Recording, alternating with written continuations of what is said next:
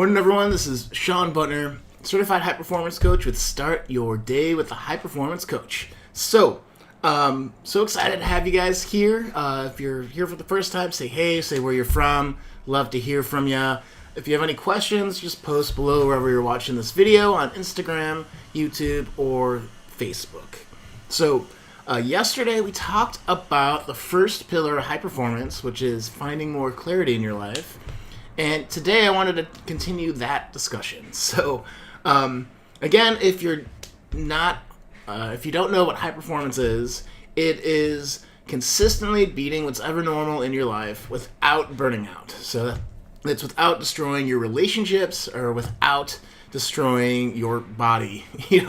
So sometimes we can work so much that we don't take care of ourselves, and that is not sustainable over the long term. So, with that definition of high performance and with the feeling of being more confident, more joyful, more fully engaged in your life, that's kind of what we're going after in these 5 pillars.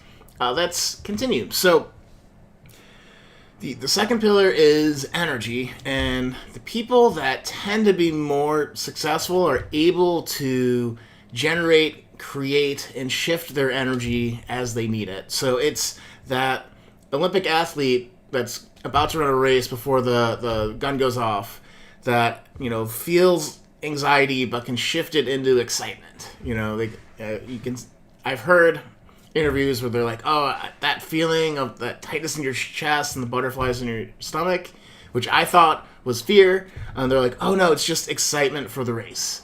So, it's such an important thing, no matter what you do and what career you have, or where you're at in your relationships, because if you can summon a good, positive, buoyant energy, one, relationship wise, people want to be around you. Two, that's how you can build intimacy. That's how you can listen. That's how you can understand things and avoid miscommunications, or have fun when weird things are said. So that said, let's get into your guys' life. So what do you struggle with energy is the question I want to ask, because there could be a ton of different things, but the simple diagnosis in the high performance work and the coaching work I do is, are you sleeping enough? And something I talk about quite a bit. So are you getting at least 7 hours of sleep a night? Is it a good quality of sleep? Are you getting to bed early enough? Are you able to unwind? And, when your head hits the pillow, are you able to go out, or do you have to take some more time to wind the mind down? So important things to ask. And, that is probably 90% of your energy right there, is if you got that sleep thing figured out. Because being a lifelong sufferer of insomnia, there's extra tricks I have to do on those nights where I don't get enough sleep. And we'll go into those in a little bit, but really, that can win the day in itself, is just a solid night's sleep. So, first part of diagnosis. Second is, are you drinking enough water? So, if you drink coffee, if you drink alcohol, those are all taking water out of your body. When you wake up, it's really good to have a big pint of water, or liter of water, or whatever, water bottle of water, because you've been basically you wake up a little bit dehydrated. So if you feel kind of groggy in the morning, you might try just adding some water. Sometimes I like to put a little bit of salt and stuff, lemon in the water if I can have that handy, but having water right when you wake up is super important and can change the day. Getting enough water during the day can itself change the day for a lot of different reasons. But that's a second idea to try. Third thing is, how are you moving your body? I know with quarantine, I have been making a point to try to at least walk once a day with varying success. But the days that I'm able to get out for a half hour or an hour, just out in the sun, with my mask, of course, and just out and about, that it really changes the day. I feel so much more awesome. So, so sleep. Are you drinking enough water? Are you getting outside and moving your body enough? Exercise in that too. But at least go for like a 30-minute walk outside if you can. Fourth thing that to kind of take a look at is, what's your diet like?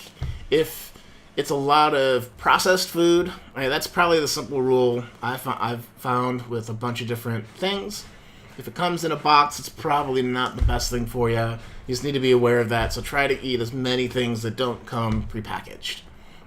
Simple rule that I like to live by.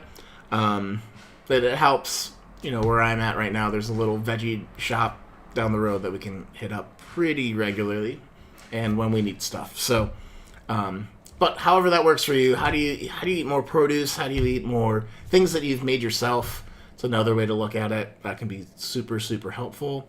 And then the fifth thing to diagnose with your energy, and this isn't super intuitive, but it's how aware of your energy are you during the day, right? So on a scale of 1 to 10, when you wake up, where you at after your first cup of coffee, where you're at, after you drink your water, after you do your morning routine and exercises, how's your energy? How's your energy while you're trying to do work? How's your energy when you're trying to interact with your family and friends? And it can be really telling if you're like, man, it's not where I want it to be. And so, a couple of things I like to do. You can do like some arm crosses. You can do some breaths. So just deep in, hold for a couple seconds, deep out. Can help calm you down. So just like that. Do 20 of those. It can take you less than a minute to do that, and it can really, shift and shape and bring your energy up when you need it. So, hope you guys found this helpful.